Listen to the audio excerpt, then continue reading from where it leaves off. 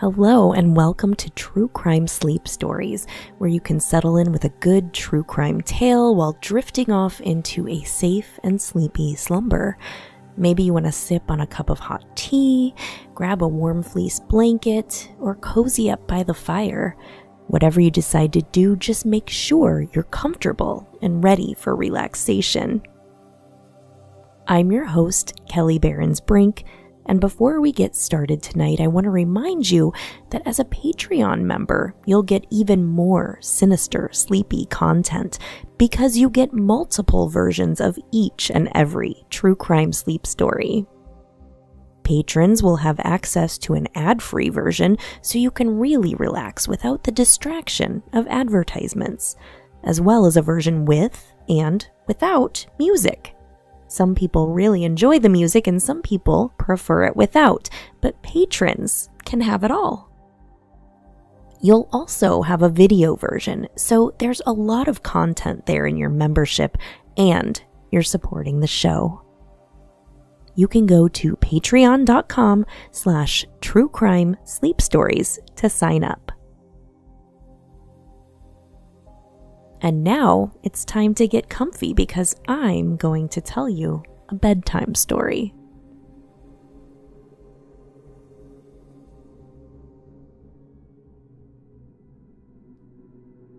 Many small towns seem to just disappear as time goes on, and Iowa is no stranger to fading farm communities.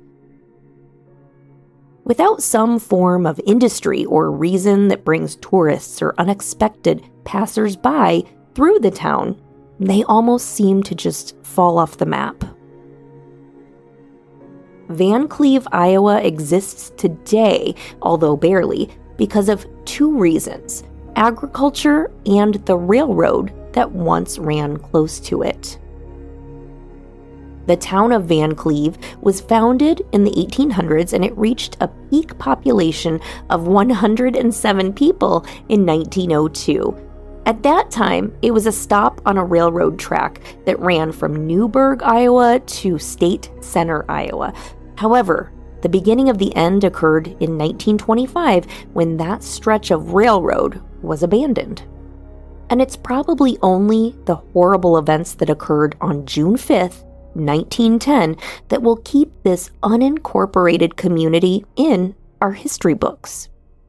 It was on that night that the brutal murder of 3 members of the Hardy family took place. A suspect was never officially charged in the murder, not that there aren't people in question, but this murder will most likely never get solved. So James, age 63, and his wife Mary, 57, along with their children Earl, who was 29, and Ray, who was 19, lived on a rented farm about 4.5 miles south of Vancleave, Iowa. They moved to that farm in 1901 from Mound Prairie Township in Jasper County, Iowa. 29-year-old Earl was described as handicapped, but he was able to participate in some tasks on the farm. His brother Ray was a strong and rugged young man and often did more than his fair share of the farm chores. This family was known for getting along very well, and they shared the farm work as best as they could. They were well respected in the community for their hard work and for their ability to overcome the challenges that they faced at that time with a disabled child. In 1909, the family hired 2 neighbors who lived about 4 miles away from them. Mabel, 23, and her younger brother Chester, who was only 11, to help with the housework and the farm chores. Raymond Hardy noticed the family's new female helper, and these two took a liking to one another, and they were soon spending large amounts of time together. And with all that time they spent together, Mabel would soon become pregnant, and the two planned to marry on June 8th, 1910 in Newton, Iowa. As the wedding approached, Mabel moved back into her parents' farm to prepare for the event. On the morning of Sunday, June 5th, 1910, James and Ray were heading out to the barn where they discovered that one of their horses, Old Kit, was bridled and saddled and appeared ready to be taken somewhere. However, nobody in the family had done this. Obviously, this was a cause for concern, and horse thieves were common in those days. Ray and James decided that they should stay up that night watching over the farm in hopes of catching the perpetrator. After supper that night, Ray went to visit Mabel at her home, where he told her about what he and James had discovered that morning. He stayed until sometime after midnight, and then he headed back home to help his father watch over the horses. Ray arrived back home around 1 a.m. and supposedly entered the 2-story house via the west porch and went through the parlor into the dining room and struck a match to give himself some light. What he discovered was a horrifying scene. The light from the flame revealed his mother slumped over, half on and half off the sofa, with blood soaking the fabric and pooling on the floor. Obviously taken aback by the shock of his discovery, he moved backwards towards the kitchen. His match would shed light on the north side of the home, where he found Earl on the floor next to the milk buckets he had been carrying back from the barn. Earl had also been bludgeoned to death in the head, and blood covered the walls and the floor. Raymond told authorities that he immediately went to the family telephone and sounded the general ring, which alerts every patron on the line to an emergency. First to respond was a neighbor of the Hardys named C.W. Preston, who lived 2 miles to the southwest. Estimates of his arrival time are around or shortly before 1:30 a.m. Raymond had called the county sheriff, A.A. Nicholson, who lived in Marshalltown, Iowa, 14 miles north of Van Cleve, and he arrived on the scene at around 4 a.m. with Deputy C.B. Newson. Between 1:30 a.m. and 4 a.m., other neighbors had shown up and discovered James in the barn, where he had also been beat to death with a 30-inch long leaded gas pipe.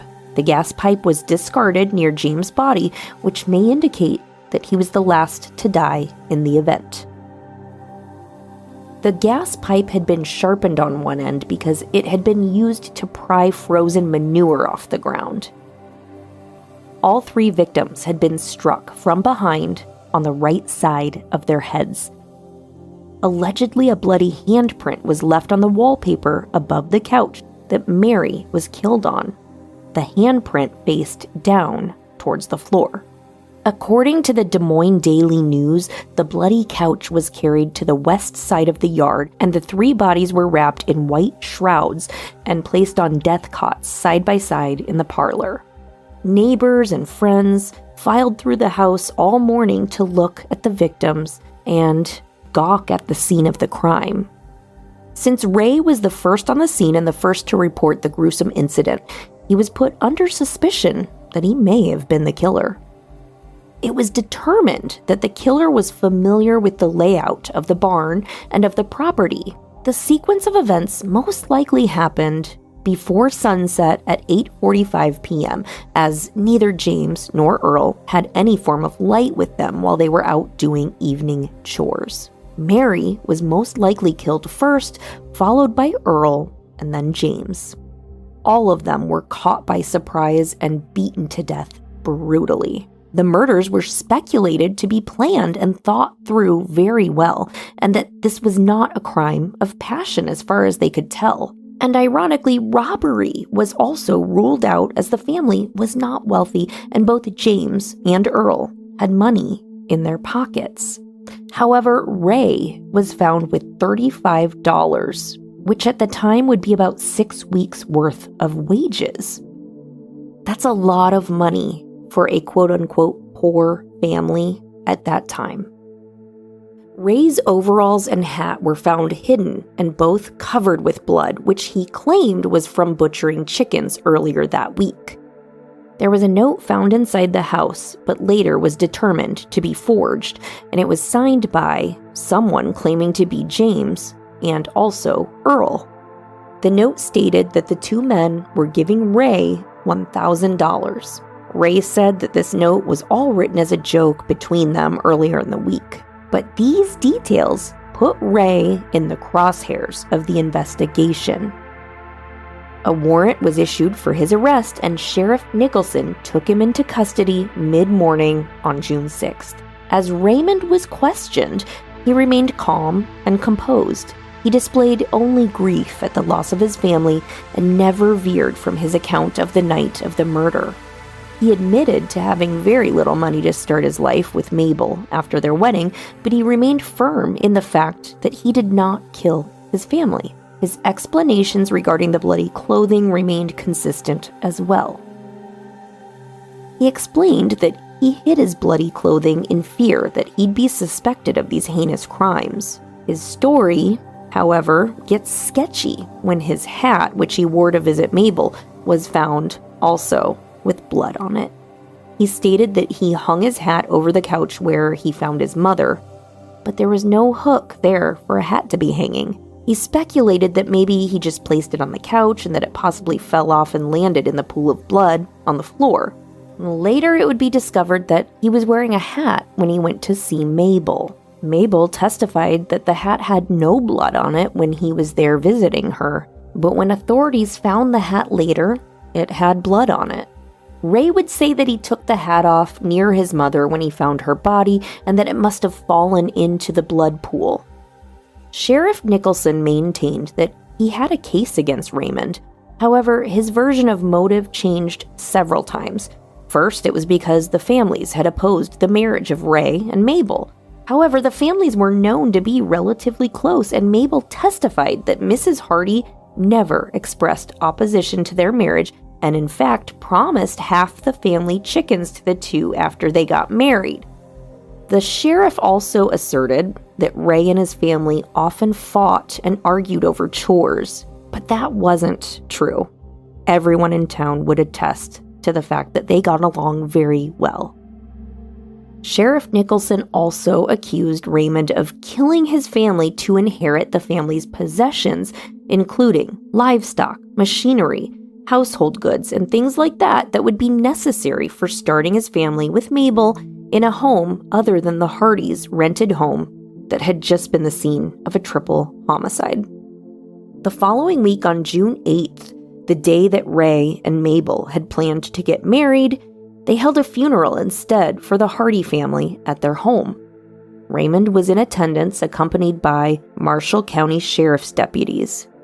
After the funeral, it was right back to jail for Ray, and he attempted suicide by hitting his head against the jail cell wall, but he was only able to break his nose. By this time, media in Iowa had all but placed the guilt on Raymond and proclaimed that evidence was mounting against the young man.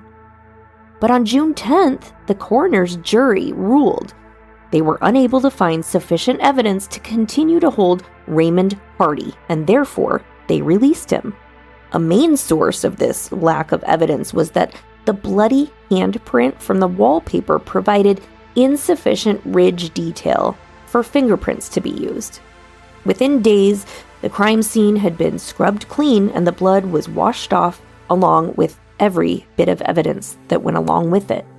About this time, news had spread to communities beyond Van Cleve, Iowa, and people had another story to tell. A man named Frank Wickersham from Luray, Iowa, reported that on the morning of June 6th, he was riding the train north towards Marshalltown, Iowa. Two men that nobody knew or spoke to climbed into the train. One had blood on his coat that several other passengers would corroborate. However, since nobody knew of the murders at that time the night before, there was no effort to apprehend or identify this man who proceeded north when Wickersham disembarked the train in Luray.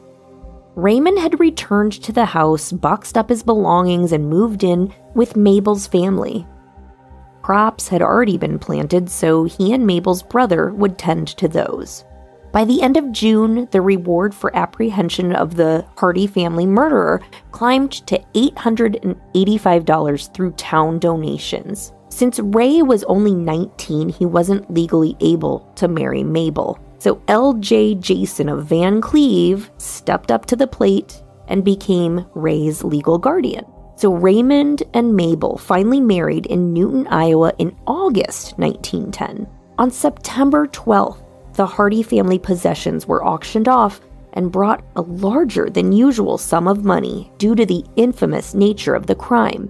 Neighbors pressed for a grand jury investigation of the murders, but officials deemed that would be a waste of money, as no new evidence had presented itself. Mabel and Ray Hardy welcomed their new baby boy in October 1910, and shortly after that, they moved to Minnesota, where they had 3 more children: Hazel, Myrtle, and Orville.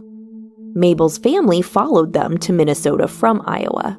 The family lived out the rest of their days farming in Minnesota, in Johnsonville Township near Lacone. Mabel Starnes Hardy passed away in 1951, and Ray passed away in May of 1969. The house where the murders took place, much like the Villisca Axe murder house, is still standing and continues to be occupied. James, Mary, and Earl Hardy remain buried side by side in a cemetery in Colfax, Iowa. Their murders have never been solved.